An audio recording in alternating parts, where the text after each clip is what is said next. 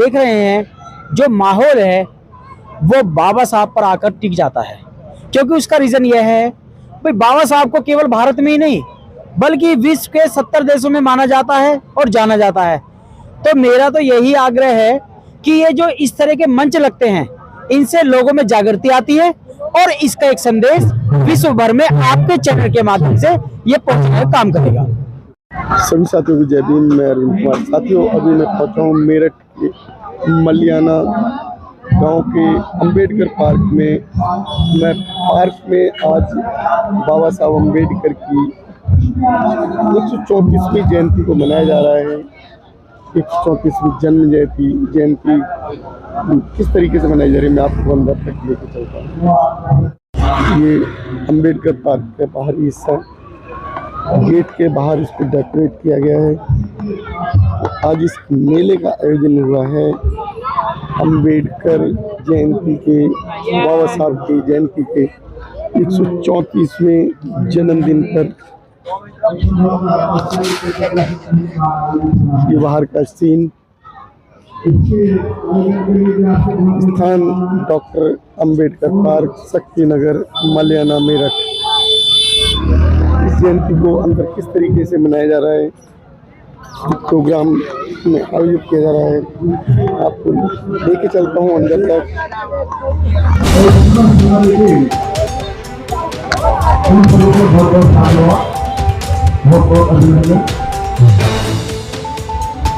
अभी हमारे जो कार्यक्रम का उद्घाटन होने जा रहा है,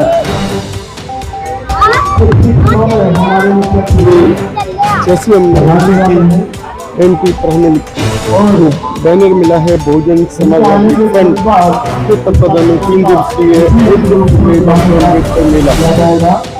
ये जो मेला है, मेले की शुरुआत बाबा साहब को समर्पित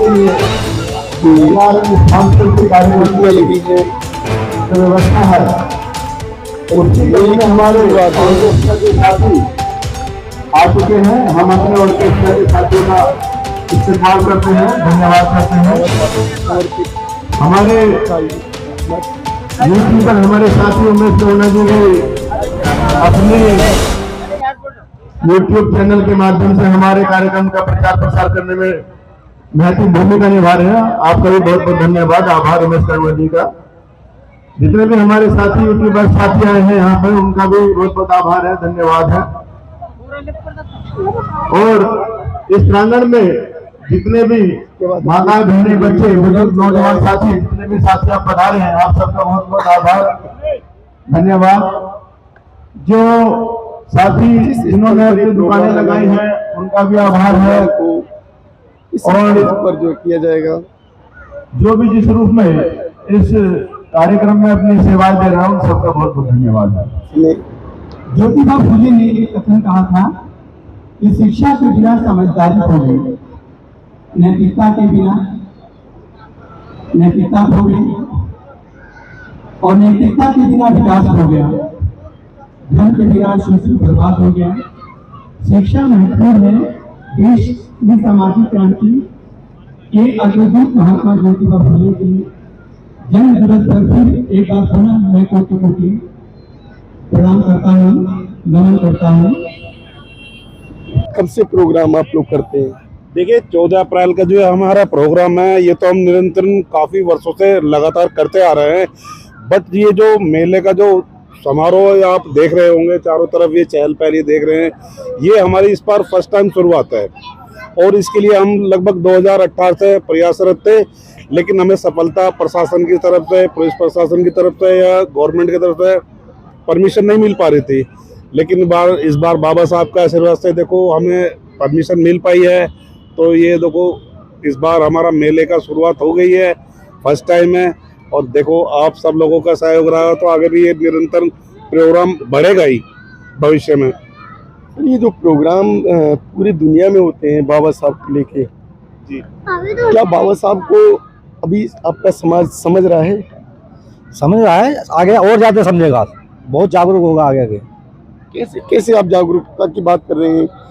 आपके समाज को संगठित करने के लिए जो पार्टियां सामने आती हैं, आप लोग उस पार्टी का साथ ही नहीं देते हैं। मैं सतवीर लिसाड़ी, पहले तो आपका बहुत बहुत आभार, आपके चैनल का बहुत बहुत आभार। मैं आपको ये विश्वास दिलाता हूँ कि आज भारतवर्ष में आप देख रहे हैं जो माहौल है वो बाबा साहब पर आकर टिक जाता है, क्योंकि उसका रीज़न ये है भाई बाबा साहब को केवल भारत में ही नहीं बल्कि विश्व के 70 देशों में माना जाता है और जाना जाता है। तो मेरा तो यही आग्रह है कि ये जो इस तरह के मंच लगते हैं इनसे लोगों में जागृति आती है और इसका एक संदेश विश्व भर में आपके चैनल के माध्यम से ये पहुंचने का काम करेगा। सर, ये चैनल के माध्यम से आप लोग संदेश दे रहे हैं, लेकिन एकजुटता कब लाएंगे? एकजुटता आ रही है समाज में, धीरे धीरे एकजुटता आ रही है। ये एकजुटता का तो परिणाम है कि जिस चीज में हम पिछले 7 वर्षों से लगे हुए थे, आज उसका परिणाम ये है कि आज वो उसमें हम साकार हुए, सफल हुए। और आप देखेंगे कि यहाँ पर शेड्यूल कास्ट के साथ साथ में आपको माइनॉरिटीज भी, ओबीसीज भी, जनरल भी यहाँ पर सब लोग देखने को मिलेंगे। अक्सर देखा जाता है कि जो जयंती का जो लाभ लेके दूसरी पार्टियां सरकार बना लेती हैं, आप लोग सत्ता से दूर जा रहे हैं, उसको कैसे समझेंगे? देखिएगा, सत्ता जब हम सब एक संगठित हो जाएंगे, जब हम संकुचित हो जाएंगे, तो वो पावर, वो शक्ति हम लोगों में आ जाएगी। और जो वोट का अधिकार हमें बाबा साहब ने दिया है उसके माध्यम से हम चोट करने का भी काम करेंगे और सत्ता में भी हम आएंगे। कैसे, पिट पिट के आएंगे क्या, बिना पिटे ही आ जाएंगे आप लोग? देखिए, समाज का तो शोषण हमेशा से होता रहा है, लेकिन आगे हमारा प्रयास यही है, हम समाज को जोड़ने का काम कर रहे हैं सर। और हमें सफलता भी मिल रही है अपने समाज को जोड़ने में। निरंतर प्रयास हमारा रेगुलर चलता रहता है और यही परिणाम है। एक बार बहन जी का साथ दिया हम लोगों ने, बहन जी को सत्ता में लाए और दोबारा से कोशिश करेंगे उन्हें अपना गठन करके समाज का और अदर कास्ट का भी वापस से हम फिर से एकजुटता लगे सत्ता में आने का काम करेंगे।